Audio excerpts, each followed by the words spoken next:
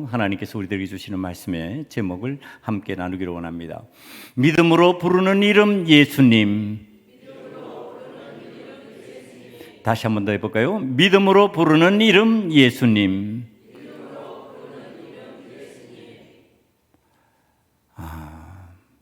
예수 그리스도의 사람이 타인을 사랑하는 방식, 우리가 이 세상을 살아가면서 그 방식을 오늘 말씀이 가르쳐 주실 것인데요.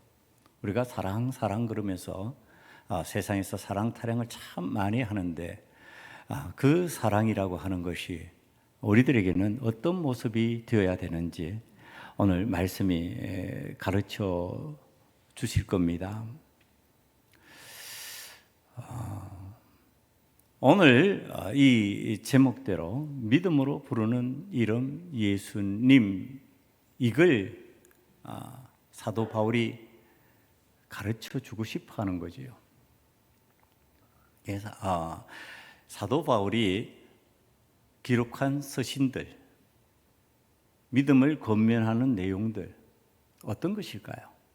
사도 바울과 전혀 상관없는데 사도 바울의 삶 속에서 그것이 전하는 방식이 됐을까요? 아니면은 사도 바울이 체험하고 경험하고 자기 속에 들어온 그 내용을 가지고 지금 목회적인 서신을 쓰고 있을까요? 자기 체험입니다. 자기 체험한 걸 얘기하는 거예요.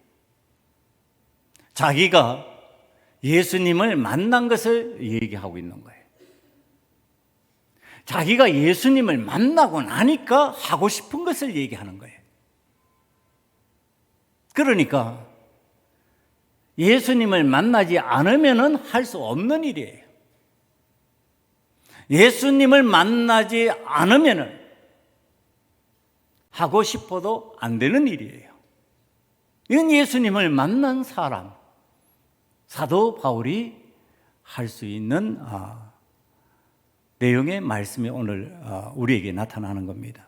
제일 먼저 등장하는 게 뭐냐 하면은 사도 바울이 형제들아 내 마음에 원하는 바 하나님께 구하는 바 이렇게 표현하고 있습니다.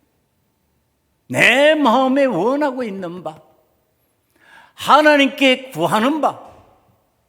자, 이 표현이에요. 내가 원하고 하나님께 구하는 것이 있는데 이게 입술에 붙어 있는 말이 아니고요. 마음에서 우러나오는 말이에요.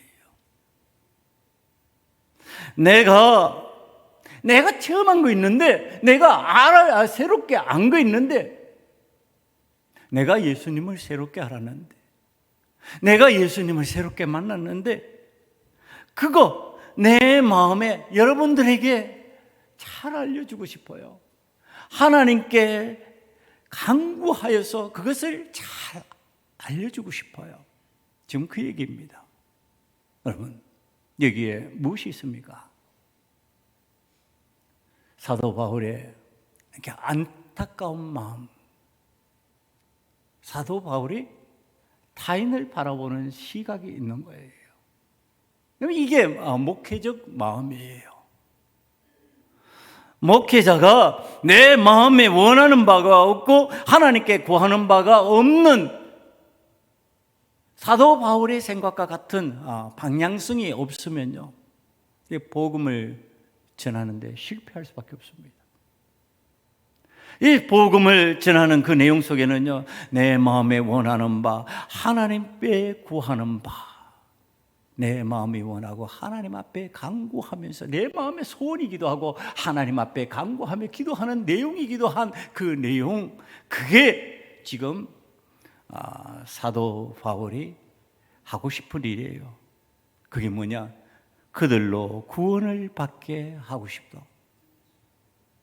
내가 구원의 은혜를 체험했는데, 내가 예수님을 만나서 구원받았다고 확신하게 되었는데, 그 확신 나도 그것 전이시키고 싶어. 다른 사람들에게 넘겨주고 싶어. 그 마음이에요. 이게 하나님 앞에 은혜 받으면요, 주님을 만난 사람에게 나타나는 공통점이에요. 그래서 이 아차 실수하면 어떻게 되냐면은 젊은 사람들이 주님 만나고 나면 이 마음이 다 들게 돼 있거든요. 예수님을 제대로 만나고 나면 전부 다 이 마음이 돼. 나도 내가 체험한 거 이거 알려주고 싶어. 그래서 자꾸 목회자의 길로 가버리는 거예요. 목회적 사명도 없는데. 이게 실수예요. 이 마음이 예수님을 만난 사람에게는 다 생기게 되어 있는 거예요. 하나님의 은혜를 체험한 사람에게는 저절로 생기게 되는 거. 이게 사도 바울의 마음이에요. 내 마음에 원하는 바 하나님께 구하는 바가 있으니 나도 구원받았는데 당신들도 구원받아야 되겠습니다. 그러니까 내 아내가, 내 남편이, 내 자녀가 내 주변에 있는 사람들에게 지금 그 마음이 안 들겠냐고요. 그것이 확장되면은 내 나라, 내 민족에게 그 마음이 안 들겠냐고. 그 마음이 확장되고 확장되면 저 아프리카지요, 사람들이 가지 않는 그 오지 그까지 이 은혜 나누고 싶지 않겠냐 말이에요. 여러분, 이거 하고 싶지 않냐고. 오늘 우리들의 마음속에, 내 마음속에 지금 이 사도 바울의 마음과 같은 마음이 들지 않는다면 주님을 만난 그 흔적이 희미해졌거나 아직 주님을 만나지 못했기 때문에 그런 거예요. 주님을 만나면은, 주님을 만난 은혜가 생생히 기억된다면 어떻게 되어 있느냐? 구원의 은혜를 전달하고 싶다. 구원의 은혜를 나누어야 되겠다. 나만 아니라 당신도. 이렇게 되는 겁니다.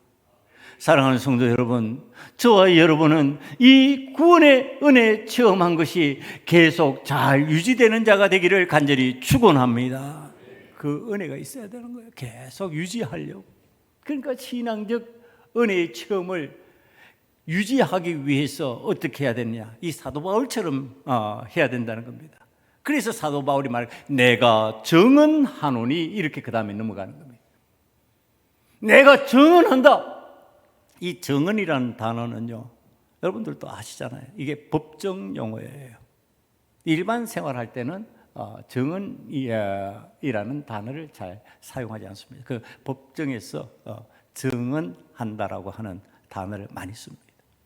그러니까 이거는 무게감이 있는 공적 언어예요.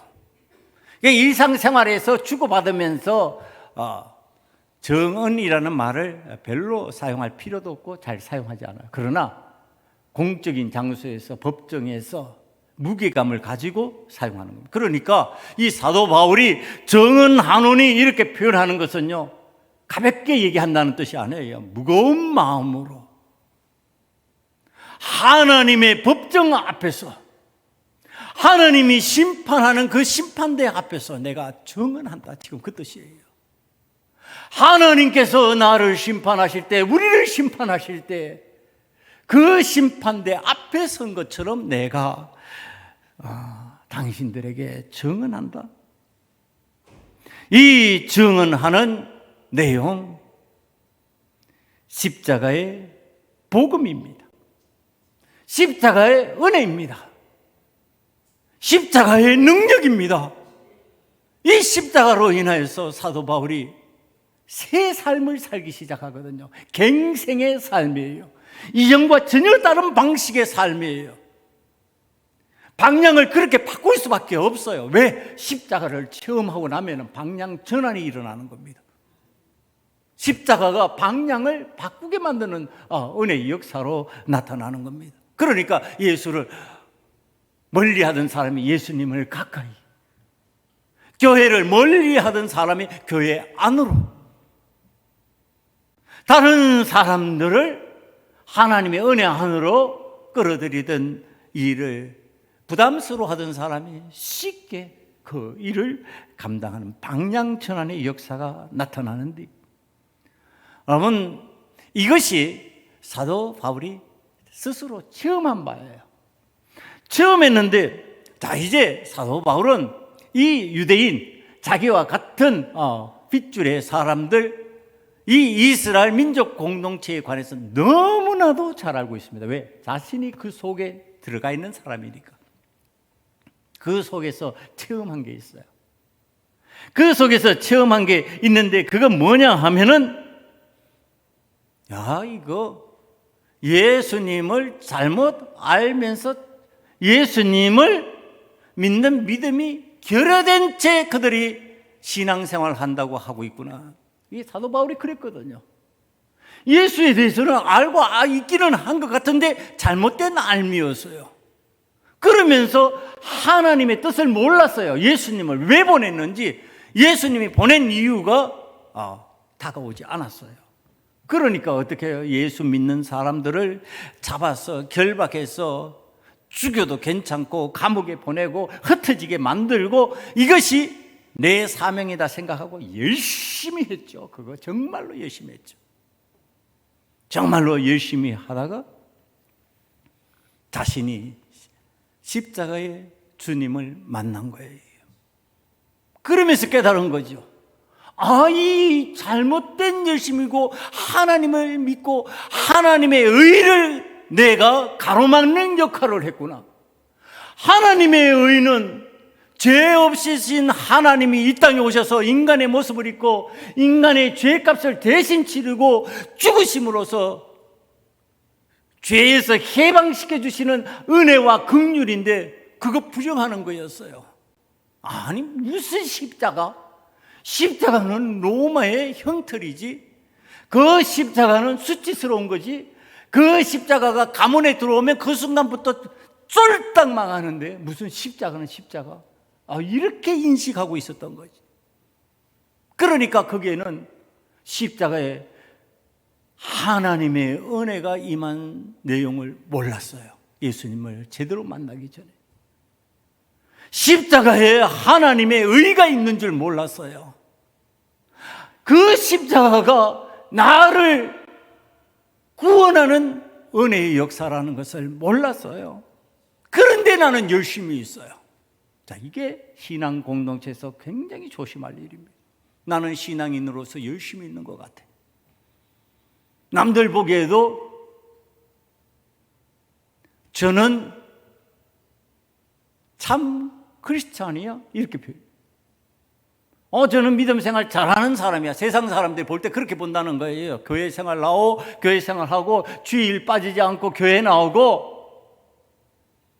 그리고 거기에 수요 기도회, 새벽 기도회 한다 그러면은 전부 다 어떻게 보느냐? 저는 진짜 그리스도인이야. 안 믿는 사람들 대부분 그렇게 본다는 겁니다.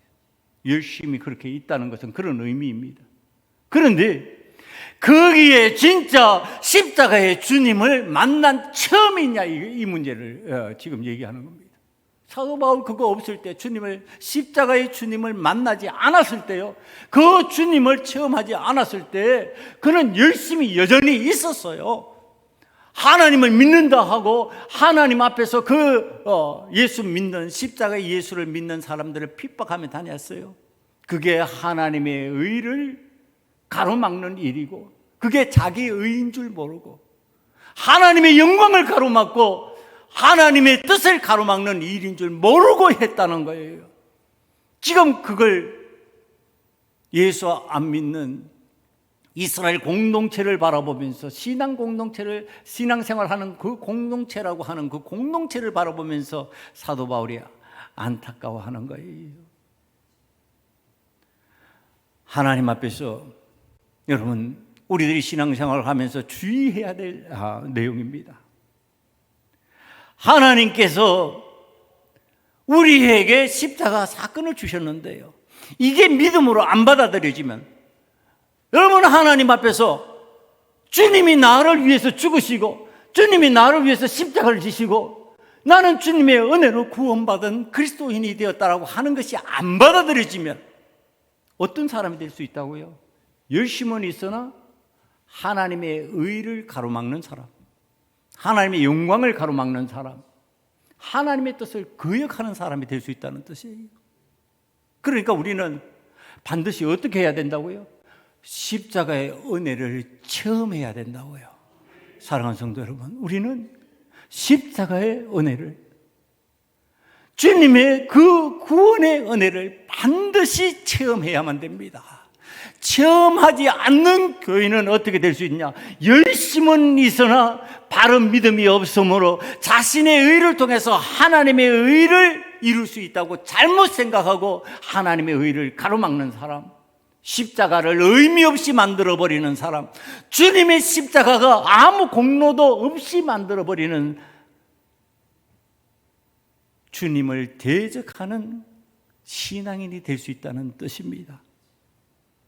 여러분, 지금 우리들이 십자가의 의미의 은혜를 무의미한 죄인의 죽음으로 만들어버리는 상황이 어떻게 되냐? 내가 그것을 믿음으로 받아들이지 않으면 지금 그렇게 된다는 얘기를 하는 겁니다. 십자가의 은혜를 지금 받아들이면은 나는 그 십자가가 의미 있는 주님의 죽으심이 되는데, 그것을 받아들이지 않으면 그 십자가가 무의미한 죽음이 되어버리는 거예요. 그러니까 죄인을 위하여 죽으신 그 십자가가 어떻게 된다고요? 죄 있는 자가 죽었다, 이렇게로 바꿔지는 거예요. 예수님을 우리가 십자가에 우리를 위해서 죽으신 예수님으로 받아들이지 않으면요, 그것은 죄인인 우리를 위하여 죽은 십자가가 아니고 어떻게 되어버린다고요? 죄 있는 자가 죽어버린 형상이 되어버린다고요. 이게 하나님의 은혜를 하나님의 책임으로 돌리는 거예요. 그거 하나님의 책임이지. 우리가 책임져야 될 것을, 우리가 감당해야 될 것을 하나님께서 다 감당하셔야지, 이렇게 돼버리는 겁니다. 오늘 우리들이 신앙생활을 하면서 예수님이 십자가에 죽으신 이 일이 하나님의 심판이고 죄값을 치르신 의로운 판결이라고 하는 사실을 받아들인다면, 이 대속의 판결 앞에서 우리는 정말로 감격의 눈물을 흘리면서 내 죄를 대신해서 주님이 십자가를 지셨군요. 어리석은 나, 미련한 나, 하나님의 영광을 가리웠던 나를 위해서 주님께서 주님의 피값을 지불하셨군요. 이게 죽음에서 부활로 이어지는 새로운 신앙의 단계로 나아가는 방식이에요. 전에는 하나님 앞에서 그런 어리석은 모습으로 죽음에 이르게 된 삶의 구조였는데, 이제는 예수님의 은혜로 말미암아 부활로 승리하는 자가 되는 삶의 구조로 바뀌어졌다. 이게 십자가입니다. 그런데요, 이것이 믿지 않는 사람들에게, 이것이 받아들이지 않는 사람들에게 어떤 표현 방식이 자꾸 나오느냐 하면요, 오늘 성경 말씀에 나와 있는 대로 누가 하늘에 올라가겠느냐, 또 음부에 내려가는 것은 불가능한 일인데 음부에 내려갔다고 말하냐? 그러니까 예수님의 죽음과 부활의 사건을 가지고 그것을 할 수 없는 일이라 자꾸 얘기하는 겁니다. 안 되는 일이라고 얘기하는 겁니다. 이게 이제 모순으로 들어가는 거예요. 어떤 모순이에요? 우리는 하나님을 믿을 때 어떤 하나님을 믿어요? 창조주 하나님, 전능의 왕, 만유의 주, 전지전능하신 하나님, 하나님께서 하시면 다 하실 수 있습니다, 이렇게 표현합니다. 그렇다면은 우리를 위해서 십자가를 지신 하나님, 이거 하실 수 있는 겁니다. 이걸 지금 우리에게 이루어 주신 겁니다. 이 성육신의 사건, 육신을 입고 거룩하신 하나님이 인간 속으로 오신 이 역사적인 이 사건, 이게 지금 내가 체험하면 현실이에요. 사도 바울은 그것이 현실이었어요. 꿈이 아니에요. 막연한 일이 아니고 다메섹으로 가는 그 길에서 체험한 현실이에요. 그 현실이 내 삶에 이루어지면요, 어떻게 고백할 수밖에 없냐? 9절 10절입니다. 이거 소리내서 전부 다 한번 읽어봐야 될 내용입니다. 다 같이 한번 읽겠습니다. 시작. 내가 만일 내 입으로 예수를 주로 시인하며 또 하나님께서 그를 죽은 자 가운데서 살리신 것을 내 마음에 믿으면 구원을 받으리라. 사람이 마음으로 믿어 의에 이르고 입으로 시인하여 구원에 이르니라. 아멘. 여러분, 사도 바울이 지금 이것을 이스라엘 사람들이 부인하고 아니다라고 그렇게 표현하는 그 가운데 그 공동체 속으로 들어가 가지고 표현하는 방식이에요. 내가 체험한 주님은 주님이야. 예, 여기에서 주라고 하는 단어가요, 큐리오스라고 하는 단어입니다. 이게 주고 언제 사용하느냐 하면은, 고위직에 있는 사람들이 노예를 부릴 때 노예들이 그 고위직의 사람들을, 주인을 향해서 부르는 방식의 주님, 주인입니다. 주인님. 그러니까 높은 통치자에게 정치적으로 그를 존대할 때, 옛날에 우리나라 대통령 부를 때 뭐 대통령 각하 이렇게 불렀잖아요. 그것처럼 주님 그러고 부르는 거예요. 그러니까 지금 예수님의 십자가 사건을 경험하고 예수님을 체험한 그리스도인들은 주님을 체험하고 난 뒤에 어떻게 하냐면, 주님은 나의 주님이에요. 나의 주인이에요. 나를 위해서 하나님이 이 땅에 오셔서 우리의 몸을 입으시고 나의 이 육신의 죄값을 치르셨어요. 그러니까 나는 이제 주님이 주인이 되시고 주님이 말씀하는 대로 살겠습니다. 그러니까 나는 어떻게 표현해요? 주님의 종입니다. 이렇게 표현하는 거예요. 주님의 아들입니다. 주님의 자녀입니다. 주님의 딸입니다. 이런 표현 안 한다니까요. 그 주님 만나고 나면요, 내 스스로는 어떻게 표현해요? 주님의 종입니다. 이렇게 되는 겁니다. 주님께서 너희는 내 자녀요, 이렇게 부르시는 거지, 내가 주님의 자녀입니다, 이게 안 된다는 거예요. 왜? 십자가 사건을 경험하고 나면은 스스로 어떻게 해요? 주님이 값을 지불하셨군요. 주님이 그 피값으로 나를 사셨군요. 그러니까 나는 주님의 종입니다. 이렇게 되는 거예요. 그러니까 이게 초대교회에서 공통적으로 부르는 호칭이에요. 퀴리오스. 주님. 그러니까 그들은 기도하면서 주님을 다 부르는 거야. 주님, 주여, 주여, 주여 부르는 거예요. 왜?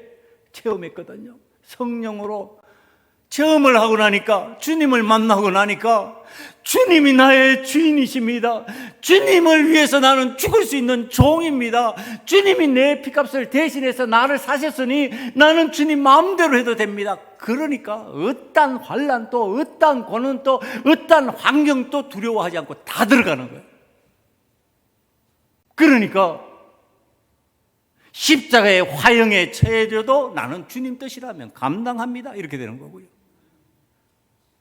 맹수와 더불어 싸우는 짐승의 탈을 쓴 그 모습으로 비참하게 죽음에 이른다 할지라도 나는 찬양하며, 주님을 찬양하며 죽을 것입니다. 이렇게 되는 거예요. 여러분, 용감해지죠. 주님의 십자가 사건을 경험한 사람들은 어떻게 된다고요? 용감해진다고요. 계산하면서 빌빌빌빌 하지 않는다고요. 적당히 타협하면서 숨지 않는다고요. 주님께서 원하시면 그 삶의 자리로 나는 들어가겠습니다. 주님은 나의 주님이십니다. 그러므로 내 삶의 주인은 주님이시기 때문에 나는 언제나 내 입술로 그것을 시인합니다. 내 입으로 예수를 주로 시인하며, 그러니까 사도 바울이 가는 곳마다 주님은 나의 주님이십니다. 주님은 나의 주님인데 십기도가 왜 그리 짧아요? 2초면 땡. 여기 여러분 십기도 할 때, 십기도 안 하시는 분도 혹시나 계실는지 모르겠는데, 땡큐. 이거 영어로 간단하죠. 여러분, 저는 식기도가 조금 길어요, 딴 사람들보다. 왜? 아니, 이 음식 주신 것 감사하고, 이거 먹고 소화하고, 내가 활동하게 되니 감사하고. 정말 하나님 앞에서 그 음식은 감사한 음식이에요. 내가 직접 생산해내는 것은 아닌데 내 입으로 들어와. 그러면서 그게 주님 앞에서 감사의 내용이 되어요. 옛날에 조금 더 젊었을 때는요, 그 묘한 행동을 제가 좀 했어요. 지금은 나이를 먹어서 이제 좀 그렇게 안 합니다만, 제 음식 가까이 코를 갖다 대고 제가 음식 냄새 맡으면서 기도했어요. 하나님, 이건 먹게 하시는군요. 오늘 하나님 앞에서 우리가 주님의 은혜를 체험하면은 사람 의식에서 식기도가 짧아질 이유가 있는, 이게 하기는 해야 되겠는데 주변 사람들 눈치 보이니까 땡큐. 여러분, 왜 하나님 앞에서 주님은 나의 하나님이신데 주님 앞에서 기도하는 모습이 그렇게 변질될 수밖에 없냐? 진짜 식기도 감사하면서 하고 있냐? 진짜 마음을 다해서 기도하고 있냐?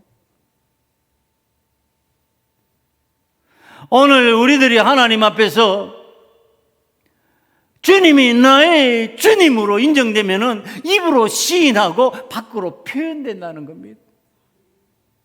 왜 안 표현하려고 그러냐? 왜 숨기려고 그러냐? 왜 내가 그리스도인이라고 당당히 말 못하냐? 환경이 두렵냐? 사람이 두렵냐? 여러분, 지금 이 시대에는 적어도 그리스도인이기 때문에 옛날과 같은 핍박과 환난은 없습니다. 그런데도 사람의 눈을 의식하고, 그런데도 내가 그리스도인임을 말하지 못하고 있다면, 표현하지 않고 있다면 진짜 주님, kyrios, 그 주인님, 내 생명의 권한을 가지고 계시고 내 삶의 모든 것을 책임져 주시는 주인님, 그 주인님으로 내가 받아들이고 있냐? 필요할 때만 주님, 내가 찾고 싶을 때만 주님. 그 주님이 요즘 한국교회에서는요, 좋은 전통 속에서 거절했던 음주까지 포함된 주님이요. 주님 모시라 그랬지 그 주님 모시라 그랬냐고요. 오늘 사회에서 일어나는 많은 부작용을 보면은요, 진짜 주님을 안 모시고 세상 사람들이 먹고 마시는 취하는 그것 모시다가 끝장나버리는 거예요. 오늘 우리들이 주님을 모시고 주님의 이름을 부를 수 있는 사람, 주님의 이름을 우리의 주님으로 시인할 수 있는 사람, 그러면 어떻게 된다? 그러므로 누구든지 저를 믿는 자는 부끄러움을 당하지 아니하리라. 11절 말씀에 그렇게 표현한 거예요. 그러면 수치당할 것 같냐? 그러면 부끄러워질 것 같냐? 그러면 창피해서 못 살 것 같냐? 아니, 그렇게 안 되도록 내가 막을 거야. 주님의 이름을 진짜 부르고 참으로 부르고 거짓 없이 부르면은, 그리고 주님이 나의 주님이라고 드러내면서 사는 그리스도인이 되면은 내가 부끄러움을 당하지 않게 만들 거야. 내가 수치를 당하지 않게 만들 거야. 그거 말씀하시잖아요. 그러면서 오늘 주님께서 이 약속해 주시는 거, 12절 말씀으로 넘어가면요, 더 기가 막힌 은혜를 약속해 주십니다. 한 분이신 주께서 모든 사람의 주가 되사 저를 부르는 모든 사람에게 부요하시도다. 모든 사람에게 하나님의 은혜의 풍요를 체험하게 하시는 거예요. 주님을 믿으면요, 부족해요, 없어서 안 돼요, 이 얘기가 안 나와요. 주님의 은혜를 체험하고 주님을 주인이라고 부르는 사람은요, 그 있는 것이 항상 풍요해요. 그 있는 것이 항상 넉넉해요. 제가 아버지가 목사님이셨잖아요. 그래서 옛날에 목사님들 큰 교회 목사님들은 모르겠어요. 그런데 우리 아버님 같이 뭐 중소규모의 목회를 하신 분들의 그 가정은 지금도 마찬가지일 겁니다. 대부분이 그렇게 풍요롭지 않았어요. 제가 어릴 때 좀 바삭 마른 타입이에요. 말랐는데 왜 여러분들 표현 그런 거예요. 배가 등가죽에 붙었다. 이런 표현 많이 나이 드신 분들은 배가 등가죽에 붙었다. 근데 어릴 때 이렇게 제가 앉아 있으면 이게 뱃살이 좀 있어야 이렇게 이게 버텨지잖아요. 그러니까 없으니까 어떻게 돼요? 자꾸 앞으로 숙이는 거죠. 저절로 그렇게 되는 거예요. 이게 백가죽에 이게 없으니까 이 살이 없으니까 이렇게 숙여져요. 그런 세월을 살았습니다. 그런데 다행히 제가 하나님의 은혜를 좀 일찍 체험했잖아요. 초등학교 때 체험을 했으니까. 근데 제가 초등학교 때 하나님의 은혜를 체험하고 그 뒤로 하나님의 은혜가 그 감격스럽고 감사했어요. 교회에서 무슨 일을 하거나 뭐 하면서 이것이 내가 목사의 아들이기 때문에 내가 하는 일이야. 목사님의 아들이기 때문에 할 수 없이 해야 돼. 이런 마음 품어본 적이 내 기억 속에는 없어요. 그냥 하나님의 은혜로 하는 거예요. 그냥 내가 내 눈에 보이면 내가 해야 될 일로 보이는 거예요. 그러니까 목사 아들인데 제가 화장실 뭐예요? 우리 표현은 버글이 낀다고 그러나요? 옛날 화장실은 그 수세식이 깨끗하지 않고 이거 끼는 게 있잖아요. 그게 보여요. 그러면 내가 닦는다고 생각하는 거예요, 그걸. 지금 내가 하면 되지. 내 눈에 보이니까 내가 해야지. 그래가지고 염산 뿌리고 뭐 이렇게 해가지고 그걸 갖다가 이렇게 닦으면 없어지잖아요. 아니, 누가 시켜서 해야 하느냐 말이에요, 그게. 주님을 만난 주님의 은혜가 있는데, 주님께서 나에게 은혜를 베푸셨는데, 주님께서 나를 살리셨는데, 나는 주님께서 쓰시는 사람인데, 그러면 주님께서 원하시는 일이 무엇일까? 이게 찾는 거죠. 여러분, 그것이 나에게 풍요예요, 풍요. 뭐가 있어서 힘이 더 있어서 능력이 더 있어서 하는 것이 아니라 그렇게 살아가면서도 배가 등가죽에 붙은 삶을 살면서도 그것이 원망이 되고 불평이 되지 않았어요.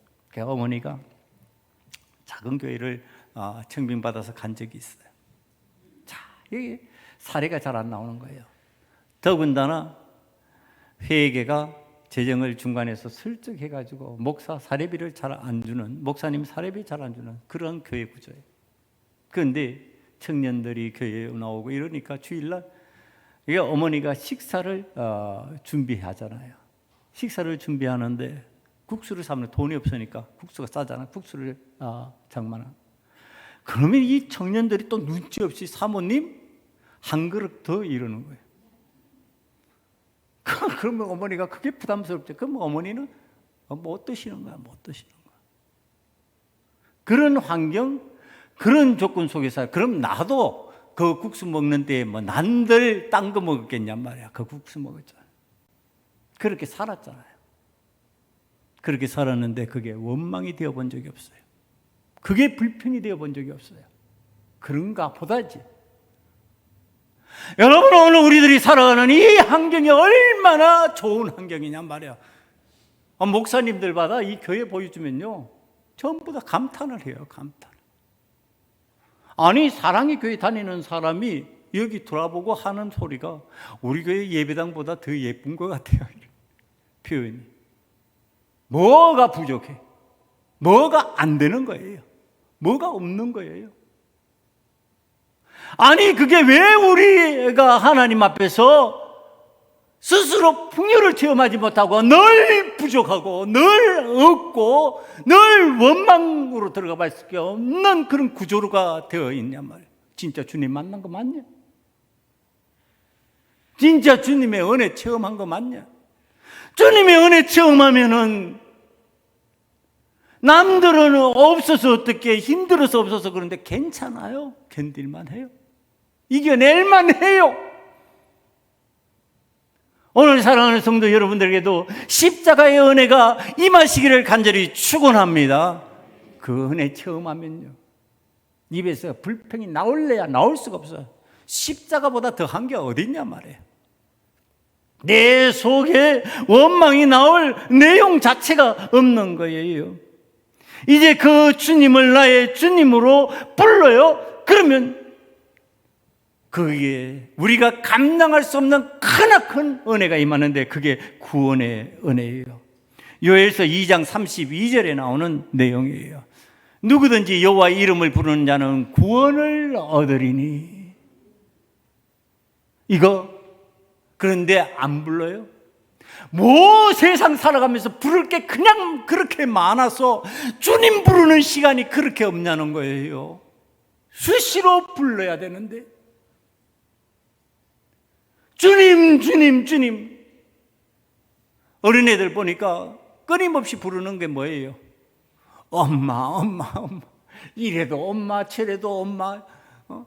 그러니까 엄마를 불러요. 우리는 뭐 불러야 돼요? 그리스도인들이 주님 주님 수시로 불러야지. 언제 주님 부르냐고요?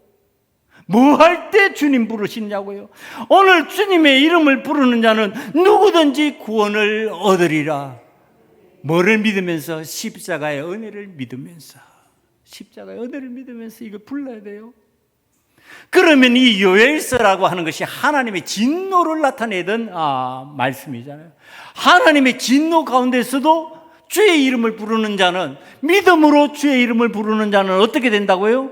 구원을 베풀어 주실 것이다. 구원의 은혜가 임한다는 거예요. 여러분, 우리들이 진짜 믿음으로 부르냔 말이에요. 이거는 예수님을 만나고 예수님의 십자가 사건을 경험한 사람이면 부를 수밖에 없게 돼 있어요. 그러니까 베드로도 예수님이 성전하신 후에 6월 오순절 마가의 다락방에서요, 주님께서 약속하신 성령을 기다리면서 성령을 설명할 때 이것을 인용하여요. 이것을 인용하는 거예요. 주께서 구원의 은혜를 베푸실 것이다. 그때 성령이 역사가 임하는 거예요. 구원의 은혜가 우리에게 임하는 겁니다. 주님의 이름을 불러야 구원의 은혜를 부릅니다. 주님의 이름을 부르려면 어찌해야 될까요? 주님의 은혜를 부르면 주님의 이름을 부르면 주님의 은혜를 체험하게 되는데, 이 주님의 이름을 부른다는 것이 그냥 불러지는 게 아니다. 어떻게? 믿음으로 불러지는 거다. 내가 주를 믿음으로 주님 하고 부른다는 거예요. 그런데 이 주님을 믿는 믿음은요, 어디에서 난다고요? 들음에서 난다고요. 말씀을 들을 수 있는 기회를 스스로 많이 가지세요. 좀. 왜 말씀을 듣는 것에 대해서 그렇게 나태할까요? 우리는 하나님 앞에서 은혜를 받은 자요, 주님을 믿음으로 주님에 관하여서 듣는 것을 즐겨해야죠. 그것이 행복이 돼야 되죠. 그래서 이 복음을 내가 듣고 믿음으로 선포하는 자가 되고요, 하나님의 부르심대로 오늘 우리가 어디에서든지 나도 하나님의 그 은혜를 체험하고 그 은혜를 받았으니까 그 이름을 부르면서 그 이름을 알려주는 자가 되는 거죠. 여러분, 그 은혜, 오늘 성경 말씀 14절에서 15절에 그 표현을 합니다. 그런즉 그들이 믿지 아니하는 일을 어찌 부르리요? 듣지도 못한 일을 어찌 믿으리요? 전파하는 자가 없이 어찌 들으리요? 보내심을 받지 아니하였으면 어찌 전파하리요? 이렇게 나와 있는데요, 이거 여러분 사실은 거꾸로 좀 읽어야 됩니다. 거꾸로 읽으면 이해가 빨라요. 보내심을 받지 아니하면 어찌 전파하리요? 전파하는 자가 없으면 어찌 들으리요? 듣지 못한 이가 어찌 믿으리요? 이렇게 되는 거죠. 그러니까 뭐예요? 하나님께서 우리에게 은혜를 베푸시면서 하나님의 역사가 나타나게 하시는 그곳에서는요, 이 일이 일어난다는 겁니다. 이 일은 반드시 일어나는 일이라는 겁니다. 그래서 우리가 주님께서 우리를 보내시고 우리는 복음을 전하고 구세주에 관한 복음을 접한 자는 믿음으로 주님의 이름을 부를 수밖에 없는 역사가 나타나게 만들어 주신다. 누구를 통해서? 우리를 통하여서. 그것이 다른 사람들에게 임한 은혜가 아니라 바로 우리들에게 임한 은혜다. 오늘 그 은혜가 나에게 임하였다면 내가 그 일을 감당할 것이다. 이게 얼마나 좋은 일이라고 생각하느냐 하면은요, 사도 바울이 이사야서 52장 7절의 말씀을 인용해요. 좋은 소식을 전하며 평화를 공포하며 복된 좋은 소식을 가져오며 구원을 공포하며 시온을 향하여 이르기를 내 하나님이 통치하신다 하는 자의 산을 넘은 발이 어찌 그리 아름다운가. 이 말씀을 인용해 가지고 아름답도다 좋은 소식을 전하는 자들의 발이요, 지금 이렇게 마지막에 표현을 하고 있어요. 이게 어떤 의미냐 하면요, 이사야가 이 소식을 전했을 때 이스라엘의 회복이 가까워졌다. 그러니까 포로된 사람들의 삶에서 포로에서 귀환하는 은혜, 다시 말하면 애굽에 들어갔던 종살이 하던 삶으로 바뀌어버린 그들이 애굽에서 탈출하는 은혜, 그러므로 인하여서 그들이 애굽에서 구출받고 포로에서 돌아와 자유인으로 살아가는 이 은혜, 이거 다 기대하고 있었는데 그거 체험하는 것과 같은 은혜의 역사, 그것보다도 더 귀한 것, 그리스도로 말미암아 구원의 은혜 받는 것이다. 지금 이렇게 표현하는 겁니다. 모든 것에 비견할 수 없는 은혜, 그 큰 구원의 은혜가 어디에서 임하고 있다? 십자가 위에서 임하고 있다. 여러분, 그런데도 십자가 위에서 살아가는 것이 두렵습니까? 그런데도 십자가 위에서 사는 것이 거부됩니까? 예수를 믿는 것이요, 핍박을 받는 일이요, 환난과 고난을 당하는 일처럼 보이는 현상이 되어서 숨어버리고 싶습니까? 십자가 위에서 우리 주님께서 회복의 역사를 이루셨고 우리에게 구원의 은혜를 베푸셨고, 이것이 진짜 큰 소식, 기쁜 소식인데 이것을 체험한 사람이 우리 주님을 어떻게 부른다고요? 주님, 주님, 나의 주님, 예수님, 이렇게 부를 수밖에 없다는 겁니다. 그렇게 부르는 그 사람에게 어떻게 된다고요? 구원의 은혜가 임한다고요. 주의 평안이 임한다고요. 주의 부요함이 임한다고요. 여러분, 힘듭니까? 답답합니까? 내 살아가는 문제 속에서 함몰되어 있습니까? 거기에서 벗어나는 은혜, 주님의 십자가의 은혜를 체험하는 이 날이 되시기를 간절히 축원합니다. 그래서 우리 모두 나의 주님, 예수님 하고 믿음으로 부르는 은혜의 역사가 이 공동체 속에 임하시기를 간절히 축원합니다. 이 시간에 기도하겠습니다. 믿음으로 예수님의 이름을 부르며 십자가의 은혜를 체험하기를 원합니다. 그렇게 살아갈 것입니다. 주님을 부르는 자로, 주님의 은혜에 감사하는 자로 살아갈 것입니다. 주님의 십자가 은혜가 나의 능력이 되기를 원합니다. 주님은 나의 주인이십니다. 주님께서 원하신 대로 살겠습니다. 이 시간에 결단의 기도 들어갑니다. 다 함께 기도드리겠습니다. 아버지 하나님, 주님께서 원하시는 삶을 살겠습니다. 주님께서 기뻐하시는 삶을 살겠습니다. 주님이 나의 주인이심을 고백하는 삶을 살겠습니다. 내 마음대로 살지 않겠습니다. 내 뜻대로 살지 않겠습니다. 주님께서 말씀하시면 주님의 방법을 따르겠습니다. 이 해방의 날에 이 해방 선포의 복음을 믿음으로 받아들이고 이것을 내가 그대로 전달하는 자가 되겠습니다. 주여, 우리를 사용하여 주시옵소서. 우리는 십자가의 은혜를 체험하고 세상으로 보냄을 받은 그리스도인들입니다. 아버지 하나님, 우리 주님을 주님이라고 부르면서 우리는 그리스도인으로서 세상을 살아가려고 합니다. 십자가의 위에 주님을 외면하고 도망가는 자가 아니라 십자가 위에 주님과 함께 더불어 살기를 원하는 그리스도인이 되기를 원합니다.